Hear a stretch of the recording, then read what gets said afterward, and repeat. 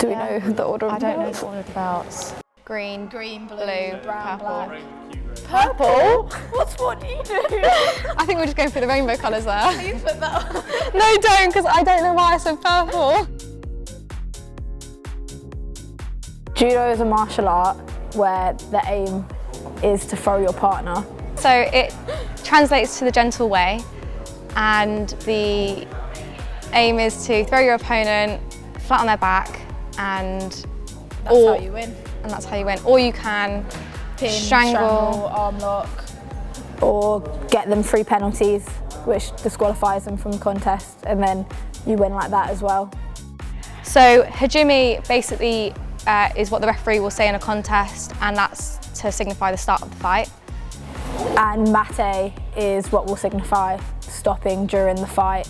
So like if someone needs to tie up the belt, if the play becomes static, then the referee will stop the fight and bring you back to the middle before carrying you on. Ephon is the score that is given when your opponent lands flat on their back.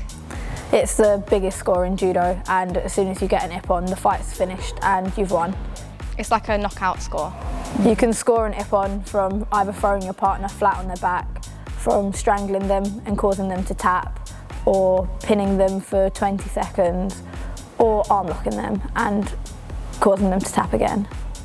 Wazari is a half score basically, and it's if your opponent lands not fully on their back, so if they're a little bit on their side, then the referee will give a Wazari score. If you get 2 Wazaris, then it equates to the same thing as an Ephon. Shidos are penalties. You can take 2 penalties before you then get disqualified on your 3rd penalty. Penalties can be given for walking out of the area, Or not attacking enough, so if you're passive in the fight. doing bad drop attacks, like turning in, completely missing your partner, losing your grip whilst you turn in, and just like false attacks where you're not actually trying to throw your opponent.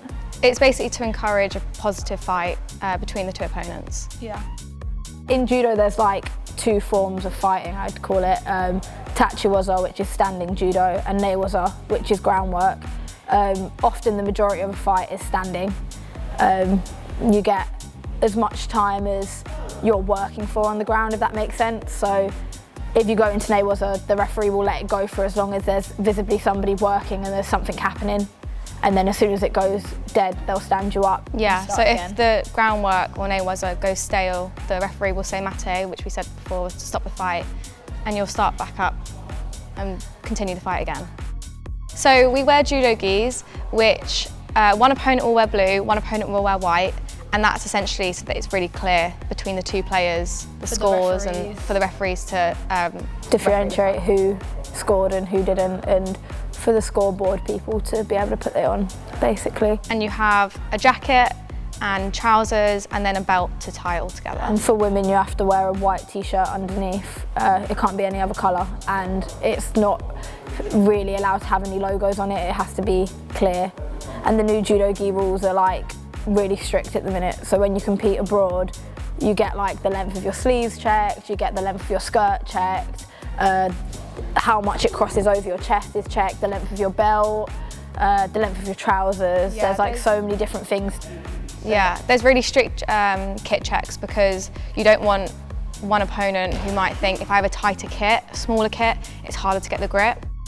So when a contest starts, each opponent will bow to each other, and that's a sign of respect. You will bow before and after the fight. And you often see people bowing to the referee, like if there's a penalty given or a score given, a lot of people will bow towards the referee to kind of like just show respect, and more so if you get given a penalty, it's like, okay. Yeah, and we do this we bow in training as well before the session starts, to your player that you're practicing with, to the coaches, because it's just to show respect and that it's not personal. I'm quite a wrestly fighter, like I'm not really that traditional, like, so the traditional grip in judo is sleeve and lapel, so sleeve and the collar of the kit, whereas I'm a little bit more of a wrestly fighter, so I prefer to be around the waist and like using my hips to throw. So my favourite throw, I'd say, is like ogoshi or like clinch, bear hugs, kind of that side of things, whereas Amy's a lot more traditional than I am. Yeah, I think each player has their own style of judo, which I don't think people know. every fight is very unique, and so like Acelya just said, she's kind of got more of a wrestling style. I've got more of, people might say traditional. I like my sleeve and lapel grip to do my judo from. Taitoshi you do a lot, I right? like taitoshi, and I like uchimata. Couple throws. Japan, a lot of the Japanese fighters are really traditional, sleeve and lapel, really pretty judo. Like you see them throw and you're just like, wow. And then you've got the Georgians that are really like, you still say wow when you see them throw because they throw people big. Basically just different styles. Some have more wrestling, some are more traditional, some have certain tactics that they like to do. Like if you look at Chelsea's main part of her judo is her ne-waza. Yeah, Chelsea's really good at groundwork. Yeah. So if you watch a lot of her judo, she'll like to get them to the ground and then make them get a submission from the ground. Yeah. So some people are more tachi-waza standing judo heavy and some people are more ne-waza heavy, I'd say. It's a very broad sport. I think that's why a lot of the medal tables is so broad. Loads of different countries medal all the time because each fight's unique, each fighter's unique.